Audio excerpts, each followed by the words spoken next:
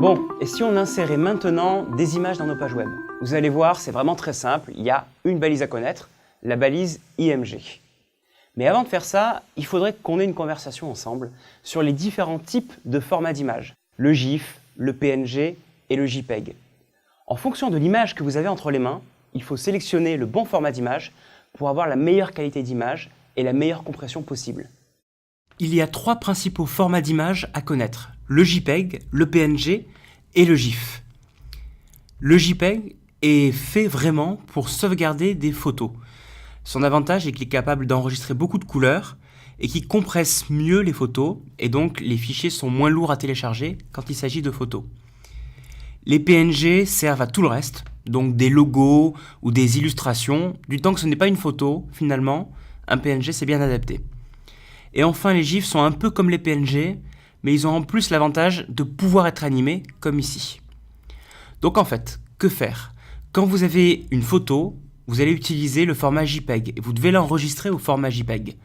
Quand vous avez autre chose, vous allez de préférence utiliser un PNG, et si vraiment c'est une image animée, là, vous aurez certainement un GIF entre les mains. C'est à vous de bien choisir le format d'image, puisque le navigateur mettra plus ou moins de temps à les télécharger, selon si vous avez choisi le bon format d'image ou pas. Comment insérer une image dans une page? Eh bien c'est très simple, une balise IMG et deux attributs. SRC pour indiquer le nom du fichier qu'il faut charger. Ici, ce sera par exemple montagne.jpeg dans le sous-dossier image. Et l'attribut alt qui sert à décrire le contenu de l'image en quelques mots, pour notamment les personnes qui sont aveugles et donc qui ne peuvent pas voir les images, mais aussi les robots qui ont besoin de référencer les images et donc de connaître la représentation de l'image. Donc pensez toujours à mettre SRC et alt pour décrire l'image. Là, ici donc, montagne.jpeg se trouve dans un sous-dossier image. Comme vous le voyez, image, et il y a un fichier montagne.jpeg. Et donc si on teste ce fichier, qu'est-ce que ça donne? Voilà, on retrouve notre paragraphe de texte avec à l'intérieur la balise image qui m'affiche ma photo de montagne.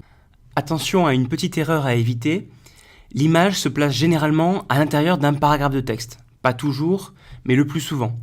Et en tout cas, vous ne pouvez pas la mettre ici, comme ici, en dehors d'un paragraphe de texte. Elle doit se trouver à l'intérieur de quelque chose qui doit la contenir. Donc le plus souvent, ça sera dans un paragraphe de texte comme ici. Vous pouvez aussi rendre vos images cliquables, comme par exemple j'ai fait ici. Là, on a une version miniature de la photo, et si on clique dessus, on atterrit sur la version agrandie. Comment faire? Eh bien, j'ai besoin de deux fichiers, la version miniature de l'image et la version agrandie. Donc ici, j'ai créé montagne et montagne mini qui est un petit peu plus petit. Ensuite, dans mon code, c'est un petit peu plus compliqué, on a la balise IMG qui affiche la version miniature par défaut, qui est à l'intérieur d'un lien qui amène vers la version agrandie, qui est montagne.jpeg. Comme ça, on affiche montagne mini par défaut, et si on clique, on tombe sur l'image agrandie montagne.jpeg. Il faut connaître aussi quelques autres balises qui sont apparues avec HTML5, notamment la balise figure et fig caption. Parfois, quand vous voulez dire que votre image est une figure qui a un sens dans la page, que vous voulez la mettre en valeur, et peut-être lui mettre un libellé, eh bien, il faut utiliser la balise figure.